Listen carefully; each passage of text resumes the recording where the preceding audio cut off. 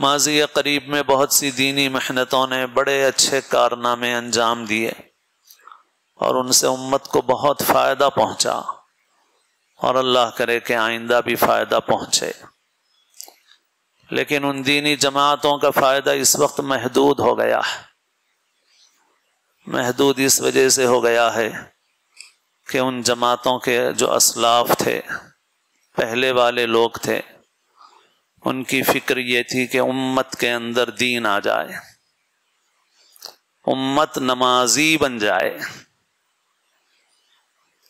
امت دیندار بن جائے، امت اللہ سے جڑ جائے، کیونکہ یہی نبی کا جذبہ ہے۔ وَمَنْ أَحْسَنُ قَوْلًا مِّمَّنْ دَعَا إِلَى اللَّهِ وَعَمِلَ صَالِحًا۔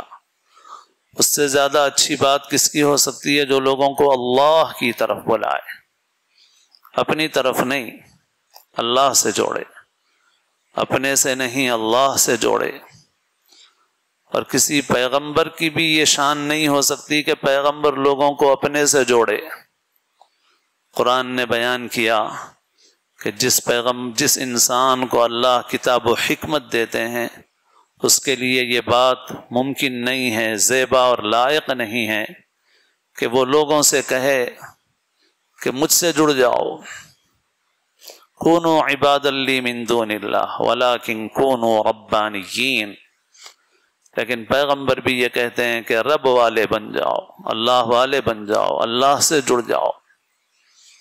یہی نبی کی محنت ہے، یہی نبی کا طریقہ ہے۔ ہم سے جڑے نہ جڑے کوئی، اللہ سے جڑ جائے، ہمارا بنے نہ بنے اللہ کا بن جائے، نمازی بن جائے، دیندار بن جائے۔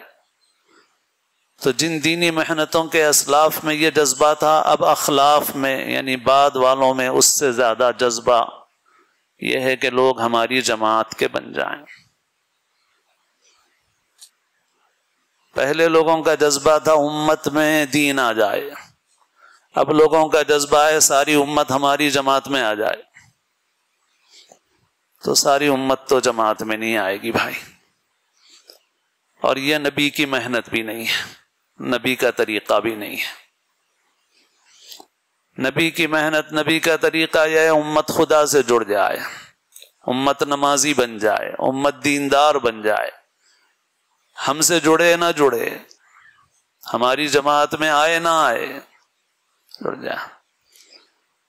یہ بہت بڑا نقصان ہے اس امت کا، اس لیے کہ ماضی قریب میں جن دینی محنتوں نے ہر عام آدمی پر اثر چھوڑا تھا، آج اس فکر کی بہت بڑی تبدیلی کے نتیجے میں ان کا فائدہ محدود ہو گیا ہے، رک گیا ہے۔ اگرچہ کہ وہ اپنے اجتماعات کی تعداد سے خوش ہیں،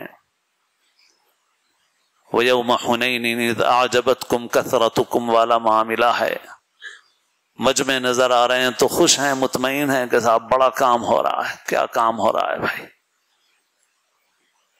تو بہرحال میرے دوستو، ہم لوگ فکر کریں، امت کا ہر طبقہ فکر کرے۔ وہ عام لوگ کہ جو ان اجتماعات میں جمعوں میں بھی حاضر نہیں ہوتے، روزہ ہی چھوڑ رہے ہیں، ان کے سامنے کیسے بات پہنچے ہماری؟ وہ نمازی بن جائیں، وہ روزے دار بن جائیں، وہ اللہ کے فرائض پر عمل کرنے والے بن جائیں، حرام سے بچنے والے بن جائیں۔ بہت ضرورت ہے۔ ہم لوگوں کو باہر کے حالات کی بہت فکر ہے، لیکن باہر کے حالات اسی وجہ سے ہیں کہ اندر کے حالات اچھے نہیں ہیں۔